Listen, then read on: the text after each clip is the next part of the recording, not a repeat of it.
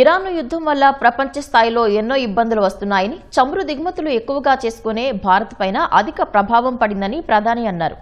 ఈ మేరకు యుద్ధం నుంచి ఎన్నో నేర్చుకోవాలని మోదీ సూచించారు. ప్రధాని చెప్పిన అంశాలపై certified financial planner Sundar Ramireddy అభిప్రాయాలను తెలుసుకుందాం.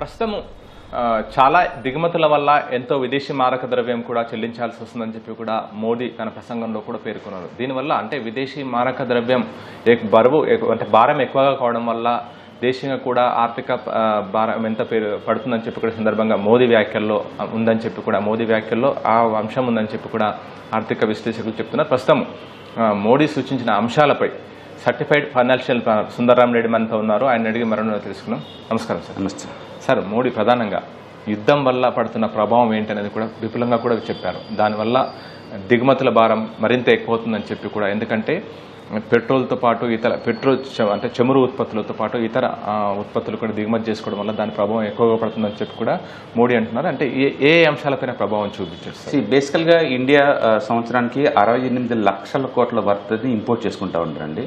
అందులో మేజర్ అంటే క్రూడ్ అండ్ ఆయిల్ అనమాట. ఆల్మోస్ట్ 89% క్రూడ్ అండ్ ఆయిల్స్ అన్ని కూడా మనం ఇంపోర్ట్ చేసుకుంటూ ఉంటాం. అంటే లాస్ట్ ఇయర్ వరకు చూసుకుంటే ఇది 16 లక్షల కోట్లు అండి ఆ బిల్లు. ఇప్పుడు రేట్లు బాగా పెరిగినాయి కాబట్టి ఈ సంవత్సరం అది 20 లక్షల కోట్ల వరకు అవుతుందని చెప్పేసి మార్కెట్ వెనుకడి అనమాట.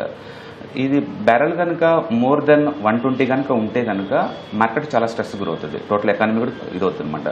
అంటే టోటల్ జీడిపితో పోల్చుకుంటే సిఏడి ఎంత ఉందంటే ఇంతకుముందు 1.5 ఉంది.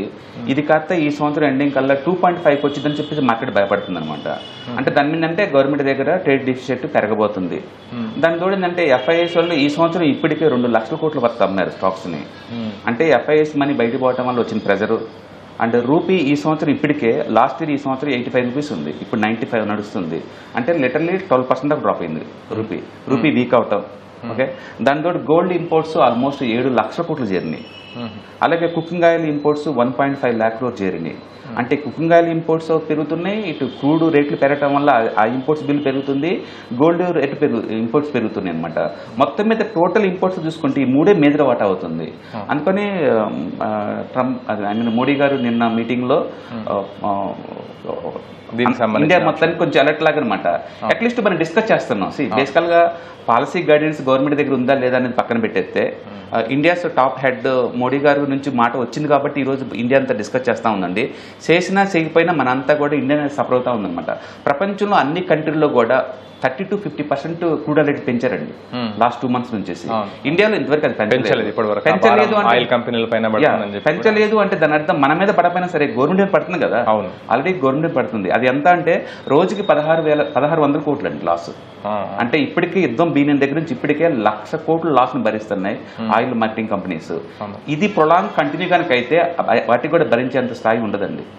అందుకని గవర్నమెంట్ వాళ్ళు ఈ బాధ భరించాలంటే జనాలకు పాస్ చేయాలా లేకపోతే పోస్ట్ పోన్ చేయాలా అనేది పబ్లిక్ యొక్క బిహేవియర్ బట్టి ఉంటుంది అన్నట్టు చిన్న మెసేజ్ అనమాట అది. అవును సార్. అంటే ఫిబ్రవరి 28వ తేదీలో యుద్ధం ప్రారంభమైంది. దాదాపు 60 రోజుల్లో ముగుస్తుందని చెప్పి ట్రంప్ ప్రకటించారు. ఇప్పటికీ యుద్ధం ముగిసిందన్నట్టు చెప్తున్నప్పటికీ పరోక్షంగా అక్కడ యుద్ధం కొనసాగుతూనే ఉంది. హార్ముజ్ జలసంధిని బ్లాకెట్ చేసేయడము, అంతేకాకుండా ఇరాన్ ఇజ్రాయెల్ పైన లేదంటే ఈ యుఏఈ పైన చిన్నగా అక్కడక్కడ యుద్ధ వాతావరణం అయితే పూర్తిగా సమసిపోలేదు. అక్కడ నుంచి ఆ హార్ముజ్ జలసంధి మీదుగా వచ్చే పడవలో మూసివేయడం, దానికి పూర్తిగా స్వేచ్ఛగా తిరగలేకపోవడం ఇంకా కొనసాగుతున్నాం. ఇది ఇంకా అంటే ఎలా ప్రభావం చూపిస్తారు? ఎందుకంటే ఒక ముడి చమురు బ్యారెల్ పైన $1 పెరిగితే ఎకనామీ పైన ఎంత భారం పడుతుందనే నివేదికలు కూడా ఉన్నాయి. దానికి సంబంధించిన వివరాలు. $1 బ్యారెల్ పెరిగితేనే 16,000 కోట్లు భరించాల్సి వచ్చిందండి ఇండియా వాళ్ళు ఏటా. ఇప్పుడు లైవ్ మార్కెట్ లో ఇప్పుడు ఈ రోజు 4.5% పెరిగిందండి క్రూడ్ ఆయిల్. 4.5% పెరిగింది. పబ్లిక్ అయితే పాస్ అవ్వట్లేదు కదా ఇది. మరి ఎవరు ఈ పెయిన్ భరించాలి, ఎవరు ఈ లాస్ని భరించాలంటే ఆయిల్ మార్కెటింగ్ కంపెనీస్. ఎంతకాలం ఈ లాస్ని భరిస్తే అంటే ఏదో టైంలో ఆయిల్ రేట్ పెంచాల్సిందే. ఇది ప్రపంచంలో అడ్వాన్స్ కంట్రీస్ అమెరికా, జపాన్ లాంటి కంట్రీసే 30% ఆయిల్ రేట్ పెంచారు జరిగిన కంటే ఇప్పటి వరకు కూడా. గవర్నమెంట్ ఇలా పోస్ట్ పోన్ చేసే కొద్దీ ట్రేడ్ డెఫిసిట్ పెరిగిపోద్ది, సిఐడి పెరుగుతూ ఉంటుంది. సిఐడి పెరిగే కొద్దీ రూపీకి ప్రెజర్ ఎక్కువ ఇంకా డౌన్ అవుతూనే ఉంటుంది. అందుకని రూపీ బహుశా ఈ మోడీ గారు దీని మీద ఆందోళన వ్యక్తం చేసిన కాడ నుంచి ఈరోజు ఇప్పుడు లైవ్ మార్కెట్లో రూపీ కూడా 0.5% డ్రాప్ అయిందండి. ఇంకా దాని మీనింగ్ ఏంటంటే మనది కరెన్సీ ఇంకా వీక్ కాబోతుంది అనే సింటమ్స్ మనకు వస్తున్నాయి. అంటే క్రూడ్ రేట్ చూస్తే అది కంట్రోల్ అయ్యేలాగా లేదు, అది ఇంకా పెరుగుతూ ఉందన్నమాట. మరి ఇది ఎంతవరకు ఉంటుందో తెలియదు కాబట్టి కంట్రీ హెడ్గా జనాలకు ఒక అలర్ట్ ఇచ్చారనమాట. కొంచెం మీ బిహేవియర్ చేంజ్ చేసుకోండి, లిమిటెడ్ వాడండి, పెట్రోల్ డీజిల్ ప్రొడక్ట్ని లిమిటెడ్గా వాడండి, వీలుంటే వర్క్ ఫ్రమ్ హోమ్ చేసుకోండి. అవును సార్. అయితే ఇంకో అంశము, పెట్రోల్కు ప్రత్యామ్నాయంగా పెట్రోల్ ఉత్పత్తులకు ప్రత్యామ్నాయంగా విద్యుత్ వాహనాల వైపు మొగ్గు చూడాలని చెప్పి కూడా చెప్పారు. ఆ మేరకు పూర్తిగా మన దేశం ఏ స్థాయిలో సన్నద్ధమైంది సార్? డెఫినెట్గా అండి, ఇన్ఫ్రాస్ట్రక్చర్ అనేది ఇంపార్టెంట్. వాహనం కొనగానే కాదు, ఇప్పుడు దానికి ప్రత్యామ్నాయంగా అంటే మొదట కర్బన ఉద్గారాలను తగ్గించాలని చెప్పి కూడా సిఎన్జి వాడాలని చెప్పారు.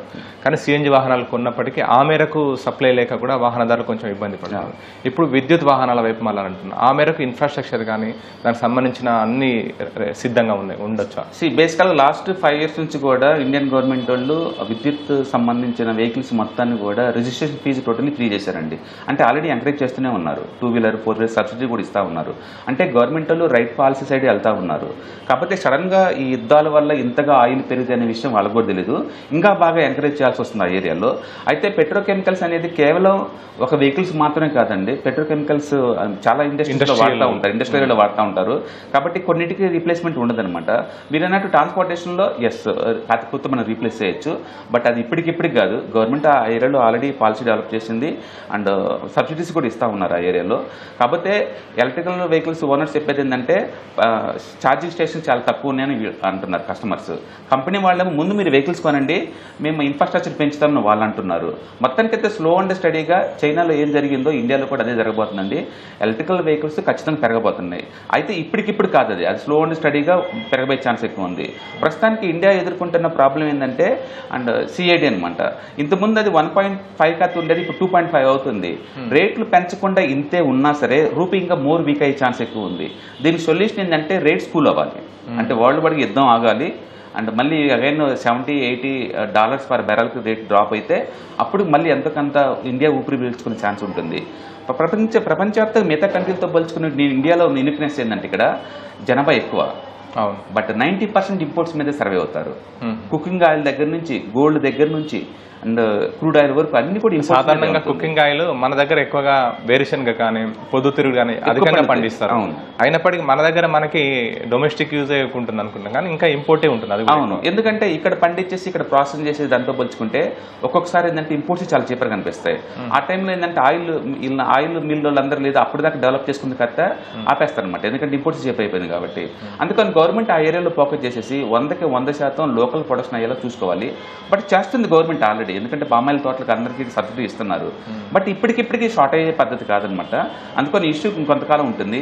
ఇప్పుడు ఎందుకు ఇంత సివియారిటీ అంటే ఎఫ్ఐఎస్ హెవీ సెల్లింగ్ వల్ల రూపీ బాగా ఇదవుతుంది అండ్ రెండోది క్రూడ్ ఆయిల్ రేట్ పెరగడం వల్ల ఇదవుతుంది.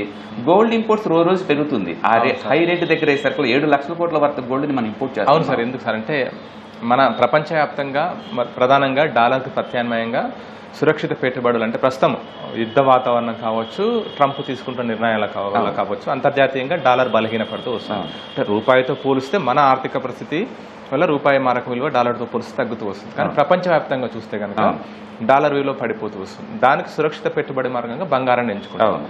కానీ ఇతర దేశాలతో పోలిస్తే మన భారత్లో బంగారానికి సంబంధించిన ఆర్థిక స్థితిగతులు ఏ విధంగా ఉన్నాయి? ఎందుకంటే గత ఆర్థిక సంవత్సరం మీరు అన్నట్టు దాదాపు 7 లక్షల కోట్ల గోల్డ్ బంగారాన్ని ఇంపోర్ట్ చేసుకున్నారంట. ఎందుకు సార్ ఆ పరిస్థితి? ప్రపంచవ్యాప్తంగా ప్రపంచవ్యాప్తంలో గోల్డ్ దిగుమతుల్లో ఇండియా సెకండ్ బిగ్గెస్ట్ కంట్రీ అండి. అంటే కన్సంప్షన్లో వరల్డ్ నెంబర్ 1. ఇండియాలో బంగారం అనేది అదొక ఇన్వెస్ట్మెంట్ వెహికల్లా చూడండి. అది ఫ్యామిలీలో ఒక పార్ట్, ట్రెడిషన్లో ఒక పార్ట్లా చూస్తారు. పాప పుట్టిందంటే వెంటనే మేనమామలు ఇచ్చేది గోల్డ్ రింగ్సే కదండి. అంటే పాపకు శుభకార్యం వచ్చిందంటే గోల్డే. సొసైటీలో మన డిగ్నిటీని మన రిచ్నెస్ని డిస్ప్లే చేయాలంటే గోల్డే. అంటే ఈ మధ్యకాలంలో గోల్డ్ బాగా పెరిగింది కాబట్టి ఇన్వెస్ట్మెంట్స్ కూడా ఎక్కువ అవుతున్నాయి. అంటే ఓవరాల్గా ఇండియన్ బిహేవియర్లోనే ఆ గోల్డ్ దాచుకునే పద్ధతి ఉందండి. దాన్ని మనం అవాయిడ్ చేయలేము. ఇంకా దాన్ని అవాయిడ్ చేయాలి. ఈ రోజు ఏదో రేట్ పెరిగింది అని చెప్పేసి ఎవరు దాన్ని ఆపరండి, కొనాల్సింది అది. కాకపోతే టెంపరీగా పోస్ట్పోన్ చేయమంటున్నాడు అట్లీస్ట్ 1 year. అంటే ఈ రూపీ సెటిల్ అయ్యేంత వరకు కూడా 1 year వరకు కొంచెం దాన్ని పోస్ట్పోన్ చేయండి అంటున్నారు తప్ప అనట్లేదు. అంటే గుర్తుపెట్టుకోండి, లాస్ట్ ఇయర్ ఆర్బీఐ 100 గ్రాముల గోల్డ్ కొన్నది. లాస్ట్ ఇయర్ ఆర్బీఐ ఒకటే 100 టన్నుల గోల్డ్ కొన్నది. ఒకవేళ రూపీ ఇంత వీక్ అవుతుంది అనుకుంటే వాళ్ళే ఆపాలి కదా. దాని మీనింగ్ ఏంటంటే టెంపరీగా రూపీ బాగా వీక్ అవుతుంది, పబ్లిక్ దగ్గర నుంచి కొంచెం నాకు సపోర్ట్ కావాలి, గోల్డ్ని కొనటాన్ని 1 ఇయర్ పోస్ట్ పోన్ చేయండి, ఇంపోర్ట్ బిల్ తగ్గుతుంది, క్రూడ్ని తక్కువ వాడండి, వర్క్ ఫ్రమ్ హోమ్ చేసుకోండి, క్రూడ్ని ఇంపోర్ట్ బిల్ తగ్గించండి, దేశీయ వస్తువులే వాడండి, లోకల్గా మ్యానుఫ్యాక్చర్ అయ్యే వాటిని వాడండి, ఇంపోర్ట్ బిల్ తగ్గించండి అంటున్నాడు. మొత్తం మీద రూపాయి మీద ప్రెజర్ ఎక్కువ అవుతుంది, అది గవర్నమెంట్ క్లియర్గా ఒప్పుకుంటుంది. అంటే ముందు రోజుల్లో రూపాయి ఇంకా ఎక్కువ వీక్ అవుతుందని చెప్పేసి సింబల్ లేదా సిగ్నల్ ఇస్తూ ఉంది గవర్నమెంట్ వాళ్ళు, దానికి ప్రిపేర్ అవ్వమంటుంది అనమాట. ఈజిప్ట్ వరస్ట్ అంటే వరస్ట్ అని కాదండి, గవర్నమెంట్ డిస్కంఫర్ట్ ఫీల్ అవుతుంది, ఆ విషయం మీకు చెప్తుందని అర్థం అండి. ఓకే సార్, ఇప్పుడు బంగారానికి సంబంధించి అంటే ఇదివరకు కూడా ప్రధాని మోదీ ఒకసారి పిలుపునిచ్చారు, అంటే బంగారం కొనకండి, దానివల్ల మన విదేశీ మారక ద్రవ్యం ఎక్కువగా చెల్లించాల్సి వస్తుంది, మన విదేశీ మారక ద్రవ్య నిల్వలు తగ్గిపోతున్నాయని చెప్పి అంటున్నారు. అంటే ప్రధాని మోదీ సూచించారు. అంటే ఒక నివేదిక ప్రకారం కూడా భారతీయ గృహిణుల వద్ద అంటే ఇంట్లో ఉన్న బంగారంతో పోలిస్తే ప్రపంచవ్యాప్తంగా ఏదో క్యాల్కులేషన్ ఉంది, అత్యధిక అంత టన్నుల నిల్వలు మన దగ్గర ఉన్నాయని చెప్పి. అంటే ప్రజలు అంటే సూచిస్తే ఎలాంటి మేలు జరగవచ్చు ఒకవేళ? బేసికల్గా గోల్డ్ మానిటరేషన్ అనేది చాలా ఇంపార్టెంట్ థింగ్ ఏంటండి. అంటే గోల్డ్ లాగర్లో ఉంచి ఖాళీ ఉంచే బదులు దాని ద్వారా ఎంతకంత ప్రొడక్టివిటీ తీయటం ద్వారా ఎంతకంత ఎదగచ్చు అనమాట ఆ విషయంలో.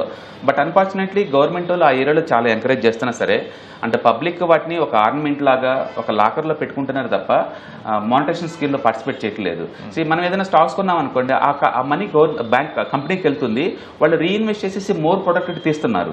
అంటే మన స్టార్ట్అప్ కంపెనీ ఇన్వెస్ట్ చేసిన వాటిలో చేసిన గోల్డ్కి అలా ఉండదు కదా, దాంట్లో ప్రొడక్టివిటీ అంటే ఏమి ఉండదు. అందుకని గోల్డ్ ఎక్కువ ఇన్వెస్ట్ చేయడం ద్వారా ఇంపోర్ట్ బిల్ పెరుగుతుంది, అంటే ప్రొడక్టివిటీ పెద్ద రావట్లేదు. కాకపోతే gold as a asset class లాగా మిగతా వాటితో పోల్చుకుంటే చాలా చాలా సేఫ్టీ.